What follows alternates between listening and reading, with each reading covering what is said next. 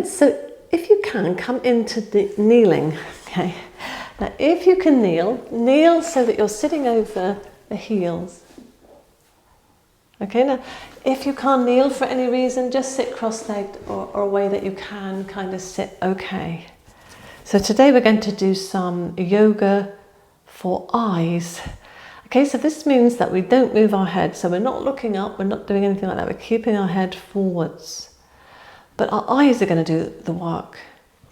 Okay, so I'd like you to look upwards with your eyes as if you're looking at number 12 on a clock face. And then the eyes are going round to number 1 on the clock face, number 2. They're going to number 3, so we should be looking to the sides now. And now we're looking down to 4, 5, we're looking down to 6, which is down to the ground. 7, 8, 9 is to the side of the room. 10, 11, 12 is at the top again. So can we gradually go round? 1, 2, 3, 4, 5, 6. We're going round the numbers of the clock face with our eyes as if we were like the minute hand. So we've got 6 eye muscles. The ones to the sides are looking outwards, lateral rectus. The ones looking inwards, medial rectus. The ones looking up, superior rectus. Ones looking down, inferior rectus. But then we've got this muscle called superior oblique. But it actually looks down and in, which is a bit confusing. And then we've got the other one, inferior oblique, which looks up and out.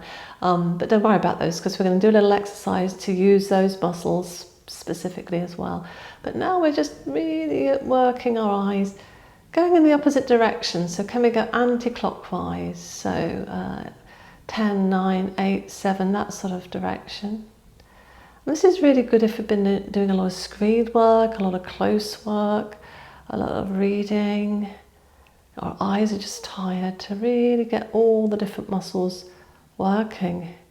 And when we've finished our last one, just blink the eyes a few times. Blinking is good because the lacrimal glands in the eyes, they produce liquid, which kind of is like windscreen wiper, cleans the eyes, lets the eyes got to get rid of dust and stuff like that.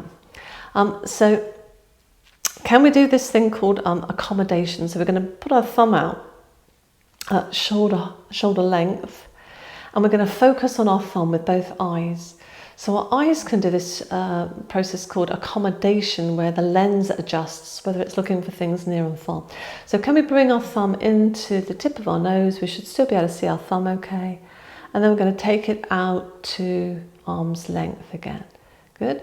And whilst we're doing that, the shape of our lens has to adjust so that we can see clearly near and far. And that's just something the eyes can do.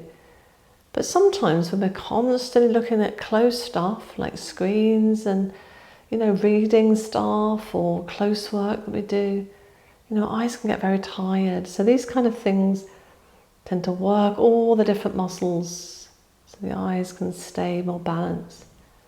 And that's why people say to you, look, if you've been looking at close things all the time, just stop every 10, 15 minutes and look far away into the distance so your eyes can accommodate.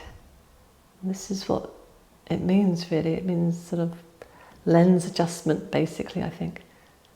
That's what I've always understood it to mean. Okay, so again, the head doesn't move, it's just the eyes. So can you take your thumb up? Now out to this is your left hand, it's going out to the left side. Can you look at the thumb? So this is when we're using these muscles that we have to sort of look up and out at. Okay, and I think, because they're the other way around. I'm sure this is the inferior oblique muscle because they're the opposite way around. It's the way they're attached in the eye. It's a little bit tricky, but it doesn't really matter about their names. But the movement is going on the diagonal down to the opposite side. So it's like we're on a square and we're going up to the top left corner and then we're bringing the thumb down to the bottom right corner. So our eyes have to do particular movements. So this superior oblique muscle, inferior oblique muscle, get working. Let's change arms. So this is the right thumb. It's sort of in front and out to the right. So Our head doesn't move, our eyes are looking at it. Remember, this is a big square. We're bringing it down on the diagonal to the opposite lower corner. So it goes up to the top right corner, down to the bottom left. And we're trying to look at it all the time, trying to track it with our eyes. That's right, good. And our eyes might get a little bit tired because, you know, we're working muscles which we might not really use that much. And then we can release. And blink the eyes a few times to get all the fluid around them. And just roll the shoulders, see how you feel. Good. So I hope you enjoyed eye yoga. Try and do it as often as you can if you do a lot of close work, because hopefully it will help.